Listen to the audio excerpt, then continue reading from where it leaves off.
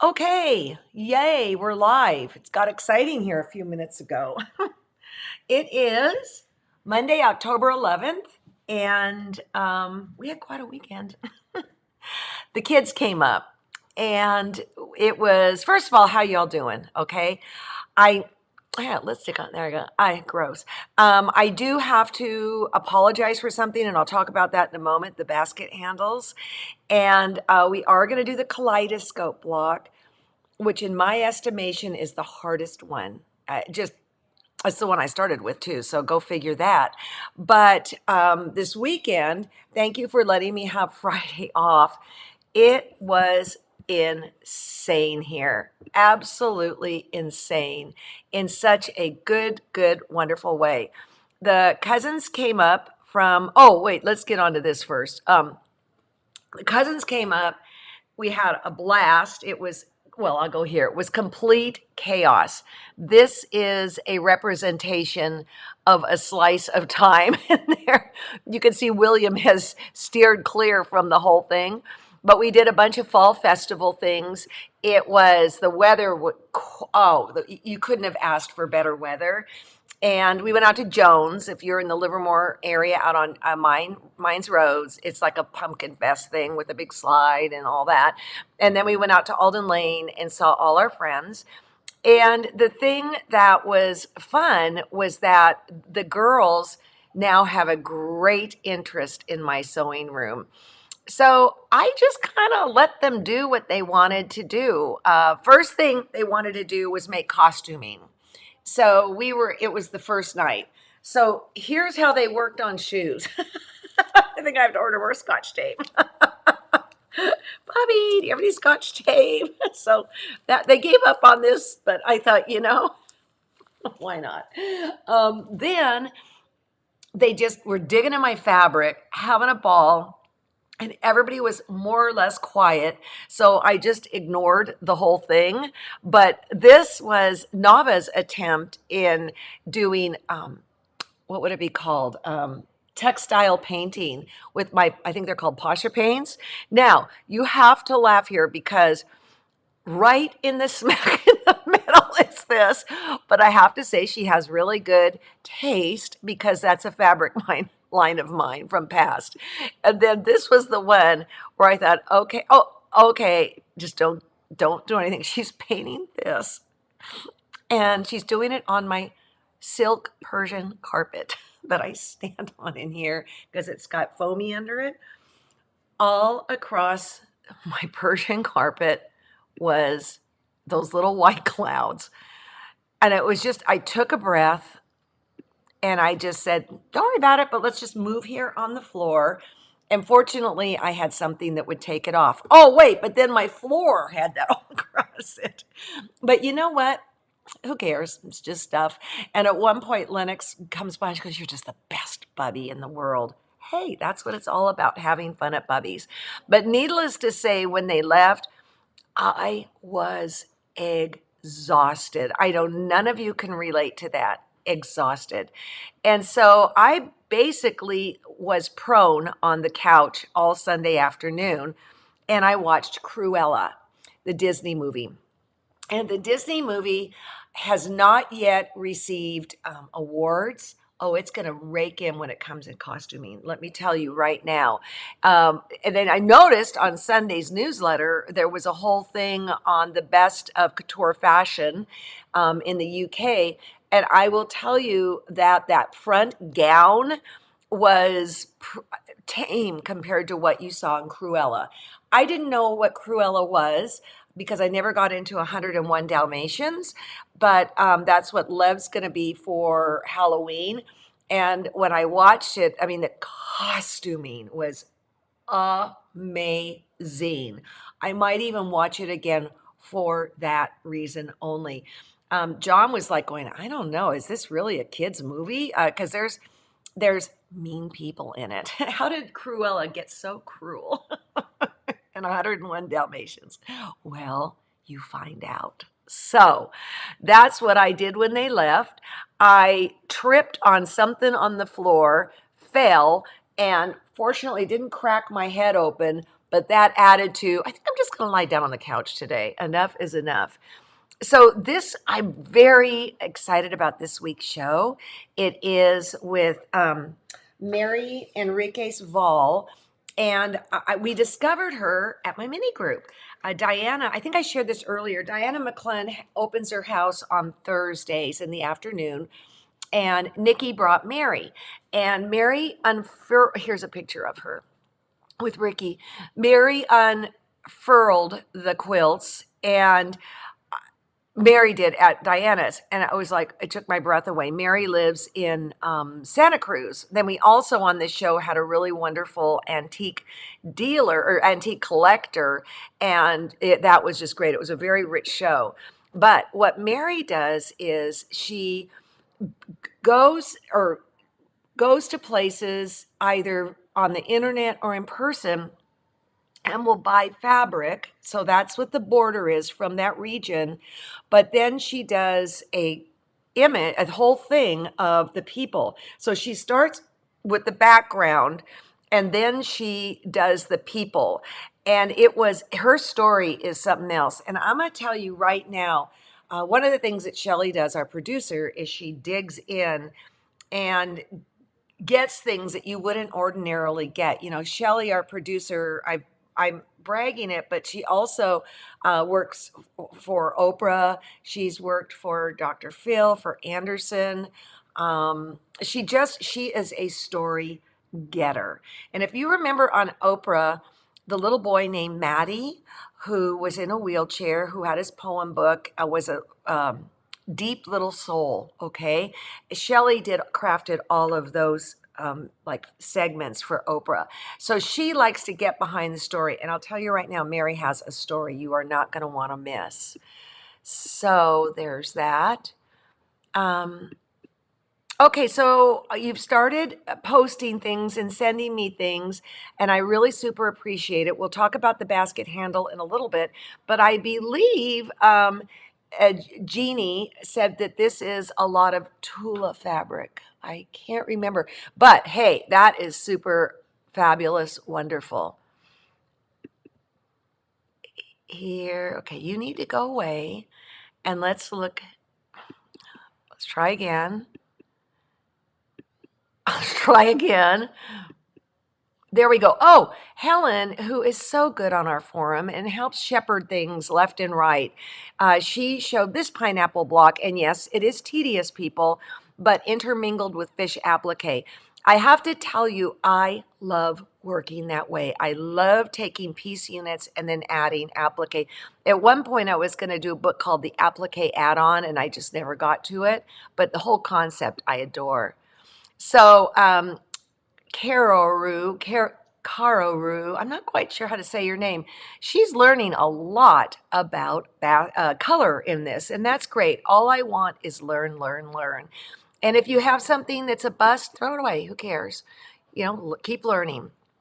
Here's another one by Nalea. Nalea? Yeah. Fabulous, from her scrap collection. There we go. So let's talk about that nasty basket and how I steered you wrong.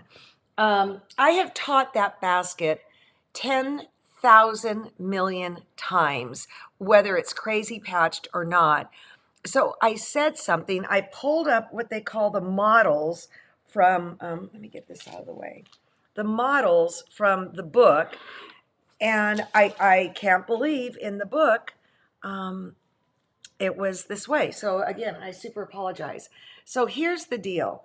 When you do the handle, you stay stitch the background. We talked about that.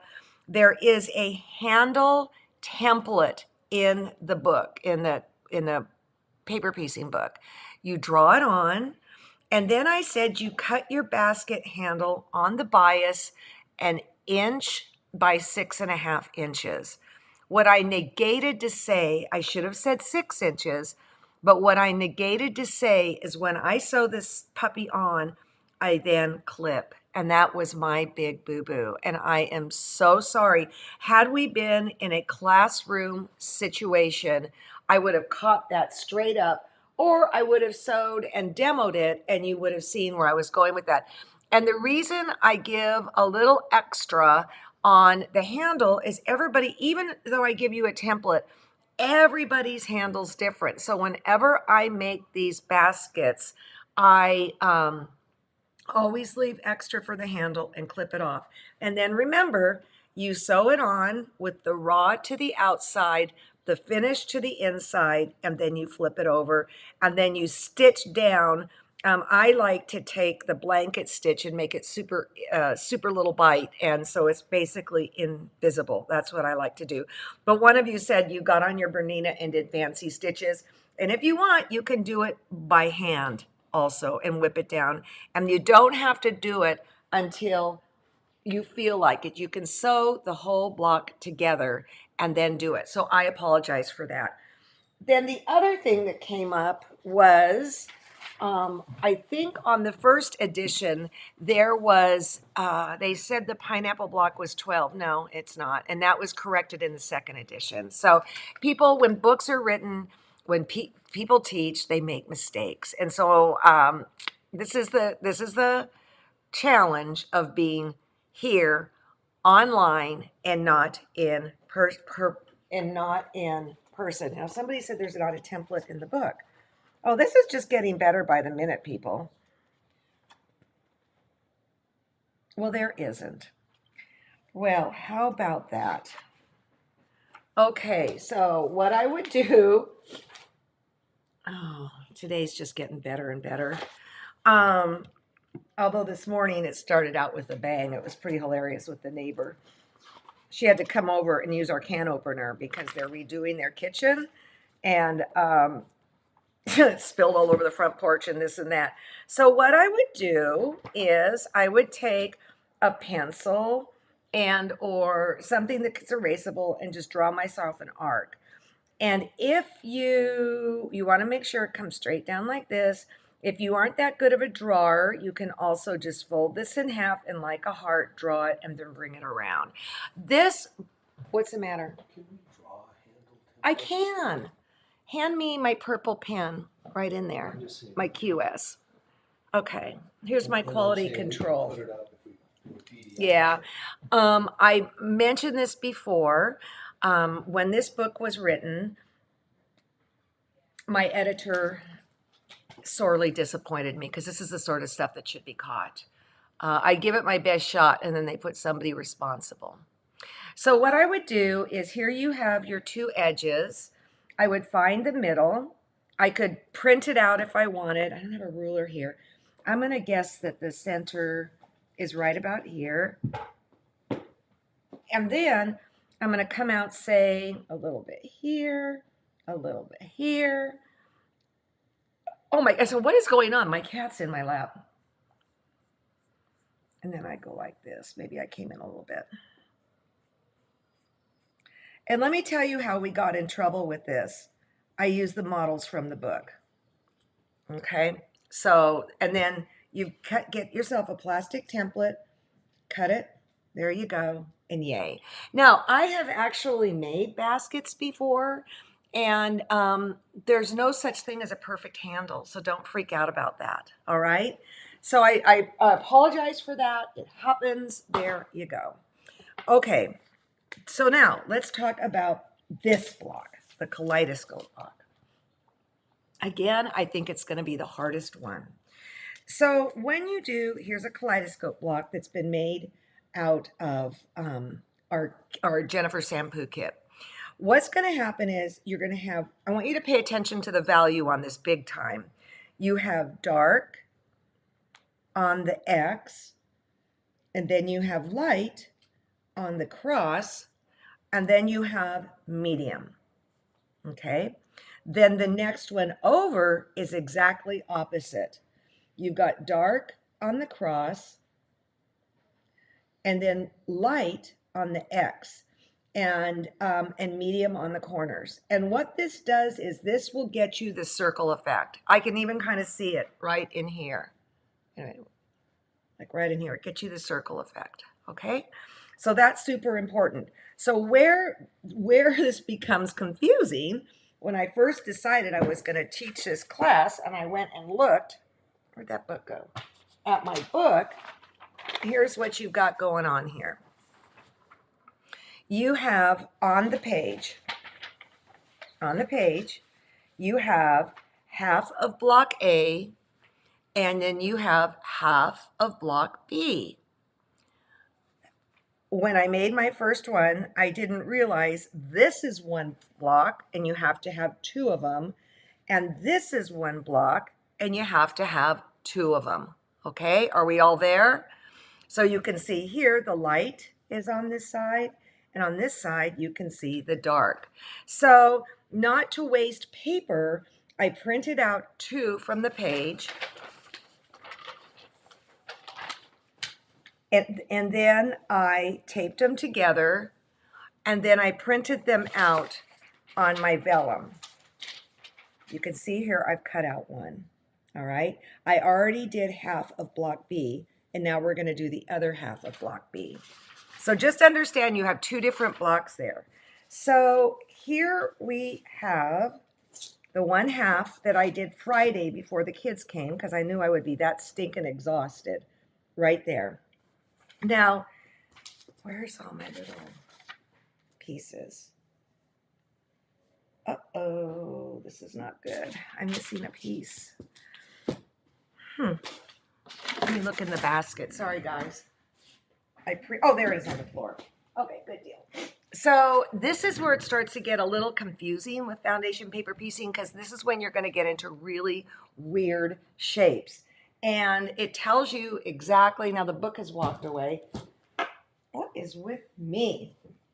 John might have taken, no, let me blame it on John. Oh, God, here we are.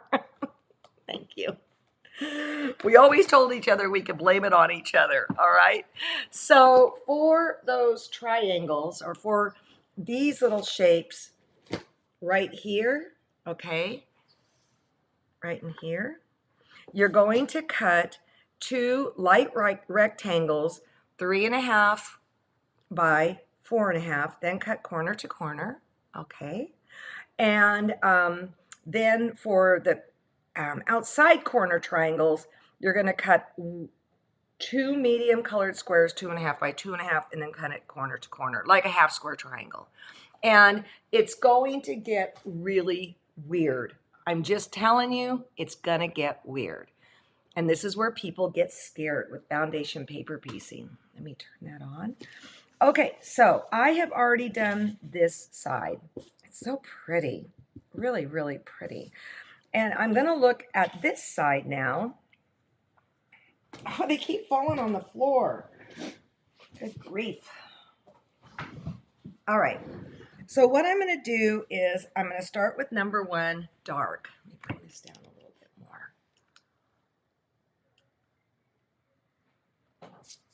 more. Okay, number 1, dark. Now remember, we sew on this side, so we adhere to the other side. So here's dark. I'm going to turn it over. And I'm going to want to have this line, I'm going to sew 2 to 1. I'm going to bring this here, and I'm going to make sure that I can see all the way through, which I can, and I can see I've got plenty of room. Yes, there's going to be waste on this block. That's the way it is. But the reason I want to do it on foundation paper piecing is because you can end up with really weird biases. I am just going to glue that down. There you go. I'm going to hold it up. Yeah, it works. I can see it. I can see it. Then I'm going to take the light and I'm going to line it up to here. All right. And I'm going to then fold it over to see if I'm going to make it. And I am going to make it, meaning that this is going to be covered, because this can get really wonky and weird. Let me check again. Yes. So I'm going to glue it. And I am actually going to go over and sew. Here we go. All right. I'm going to take it over to my machine, and I'm going to stitch along this line. And remember, we've tightened up the stitches, and my pants are on fire because I haven't. So I'm going to do that right now. All right. So here we go. Down, stitch exactly on the lines. And I'm glad I can have my light on because it's going to get tricky at the end. And I'm going to use my cutter. Oh, maybe I am going to have to turn down the light a little bit. Doggone it. Oh, well. It is what it is. Light off. Okay. Braille sewing. Like that. No, I'm going to leave it on. Okay. So what I'm going to do now is come back over to this area.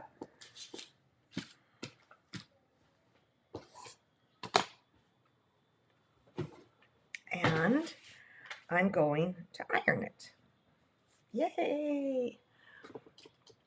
This is where this little cordless Panasonic comes in handy, especially with all my cords and everything all around. All right, so now comes the first trim. See, this is weird looking, right? So let me turn it over. I'm going to trim from 2 to 3. I'm going to take my little card, my little postcard. It breaks a couple stitches, no big deal. And I'm going to put this right there. I hope you guys all had a great weekend. Wow. Now we're getting ready for taping again. I'm going to go like this. Now this is dark that I put on next. You make me nervous when you come in here. People say that if you need the light, it's not a problem. Oh, okay. Thanks, guys. I appreciate it. Because I do need the light. So now I'm going to put this one here. I've just trimmed it. But now I'm going to make sure this reaches again. All right. I might want it just a little bit fatter down here. So I've just scooted this a little bit. Just do a little test drive. If you have to tear out, I'm sorry, but you can then pick out the stitches and then you can use like Scotch tape. Obviously, I'm out after the couture dressmaking efforts of my grandchildren, and tape it together and go from there. So here we go. All right. Let's go through here.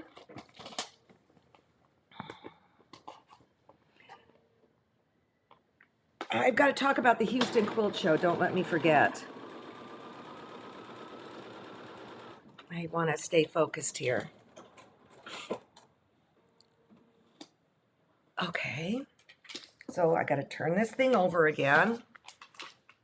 God, I can't wait till we have these mats for sale. I love it, especially for workshops and stuff like that. We are just having a heck of a time at Quilters Select getting mats in. They're all sitting off the shore. And then we heard that they did get in, and now they can't clear customs. This is just insane. We went to a restaurant in Groveland, and it said, please be patient. Nobody seems to want to work, right? So now I want to trim between 3 and 4. So again, I'm going to do this. Ah!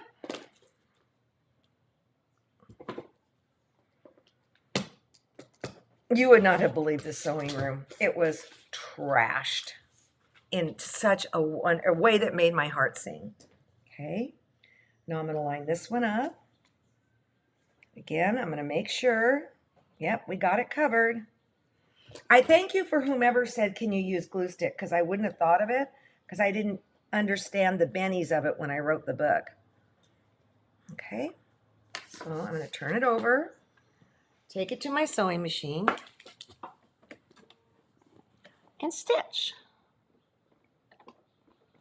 I love that we can get these perfect points. This is the case of when you're working from one side to another, like the New York Beauty will be doing next week. Oh, no, we won't be doing next week. We'll talk about that in a minute because I'm going to be on an airplane. Okay, let's go back to here. Oh, I just want to say I so appreciate your kindness, your understanding. when I'm either having to travel for work and or get to be with my family. I super appreciate it. Okay, so this is now crazy looking, just plain crazy looking. And this is when you start trimming its little heart out. Oh, no. I'm lying. My pants just caught on fire. I've got to do 5 and 5. So I'm going to do this here. And that's the silver that I chose as my medium. That is so funny now. I can say to my grandkids, I think your pants are on fire. And Lennox will just look at me and laugh. Okay. Yeah, see, it's going to tear a little bit because of that glue, but it's worth it to me not to have to use pins. Okay. And now, look at that. Isn't that weird? I'm going to, on my notes, don't read my notes. Okay, I know this is going to be good. I can tell right here that this is centered here and it will flop up just fine. And there's no reason I can't get these both glued down and just go to the sewing machine and do it all at once. Excuse me. Okay. Oh, let me move this one a little bit more.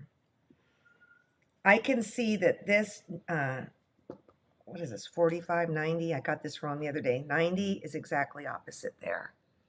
All right, back to my machine.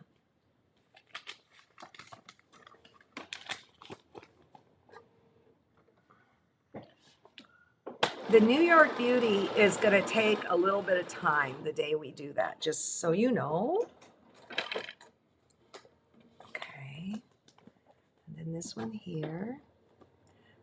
You know, I was never fond of foundation paper piecing at all, but now with my new setup, hey, I love it. Okay, back to here. Another little pressy press. I believe we got some of these Panasonics back in stock. Okay, now I'm going to say this looks weirder than I'll get out. Oh, you guys, and I'm running late. I'm so sorry, but I don't want to rush through this because I really kind of screwed you guys up.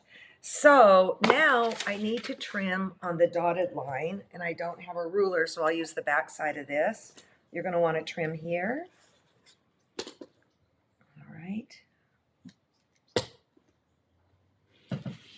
Here. Here.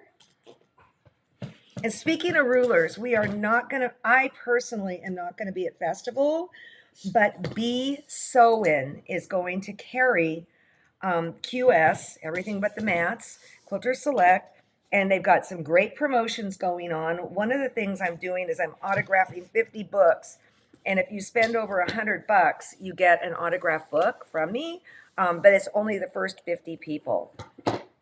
There we go. And they've got some great packages they're putting together. Be Sew-In.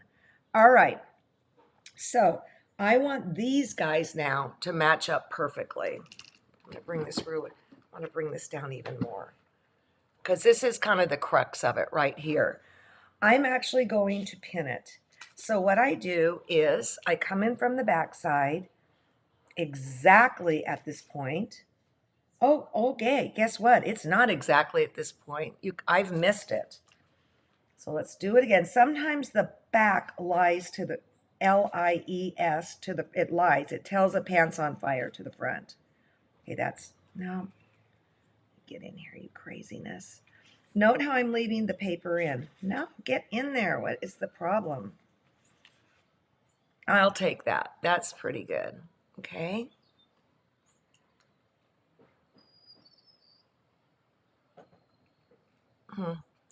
Then I'm going to go right into there, like this. I am going to push it in super tight with my thumb. This is when I do not use flower head pins or anything like that because they wobble. I just want super fine, extra fine glass head pins. QS has some pretty good ones. And then I'm going to put in a pin a 1/16 of an inch before. And yes, it's a pain in the butt with these papers on, but I'm not going to take it out. A 1/16 of an inch after. And then what I'm going to do is I'm going to go sew it just in that middle part with a super large stitch, so that if it's wrong, it's not the end of the world. So let me make my stitch really long. There we go. And I'm just going to like sew from here to here. And this stays hanging, okay? So here we go. And yes, it is extremely clumsy.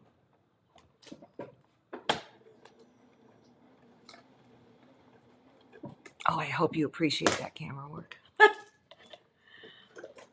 Let me pull this out. Let's take a look, see? Oh, whoops, sorry.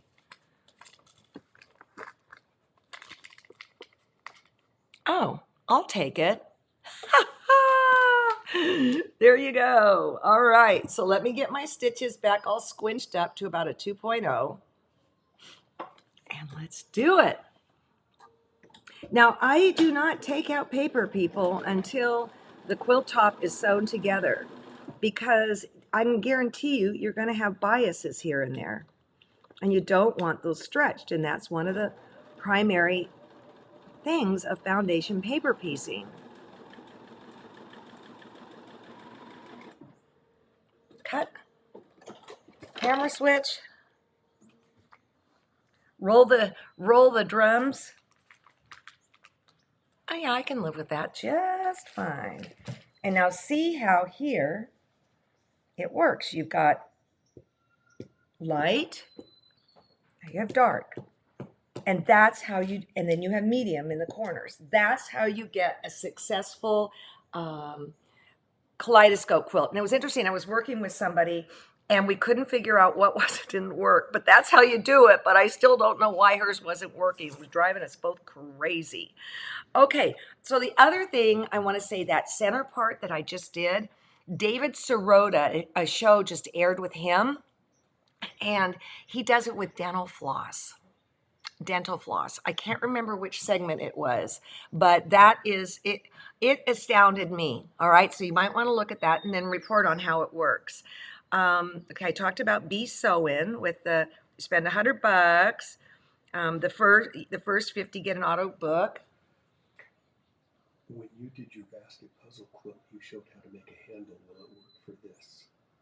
When I showed my basket puzzle quilt, We did a pattern for a handle, and it's on the site. we did a pattern for a handle. Were those six? If that was a 6-inch block, the answer is yes. I don't remember. Make sure you tell me. Yeah. So John was saying that when we did the basket puzzle block, we put a template on the PDFs, and I think they were 6 inches. And if they were 6 inches, it will work for this. Who is that? Oh, it's R&K. Maybe they're calling to tell me that the mats are in somehow. I doubt it.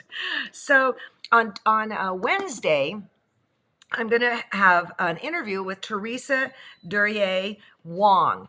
And she's written several books, and and she's also a quilter. She got 2 of her quilts into Houston, which is nothing to sneeze at. But one of her books is on cotton and how cotton is now manufactured in the United States. And it was actually fascinating. We love cotton, every single thing about it, So, yeah. Oh, the other thing was, oh yeah, what about this? What about that? One of you asked about, and now I can't find it. When I was demoing my Q20, I had a big, huge Supreme slider, okay? They are not cheap. And we do not have them in the store, but we're going to get them in the store. And my recommendation, if you want this king slider, Supreme slider, get it when you resubscribe, because when you resubscribe or subscribe for the first time to thequiltshow.com, you get a 25% shopping spree on our store. And so I will let you know when it gets in there. We're hoping Shank has them so we can have them within a couple days. I love that Supreme slider on my Q20. And speaking of Q20, I have mailed out a bunch of certificates where I can send you a postcard where you get $100 off, but you have to get it before you buy it. And it's any Bernina product over 1,000. Keep in mind that this Saturday, the 17th, they're having some sort of super duper finance deal. And I don't know what it is. I can't help you past that. But I know a couple of you said, I'm going to buy it this weekend. And so I've popped them in the mail to you. So, okay, we didn't go too late. So I will see you guys on Wednesday. Again, I super apologize for the basket handle thing. I mean, one person wrote me and she was just unglued. And I'm like going, man, I'd like to say it's the last time I'm going to make a mistake. But chances are I'm going to sign off here and I'm going to make a mistake as soon as I walk across the room. So have a wonderful day. I wish you all well. I thank you so much for choosing to spend your time with me, and we'll see you Wednesday. I think you're going to find the cotton conversation pretty interesting. See ya.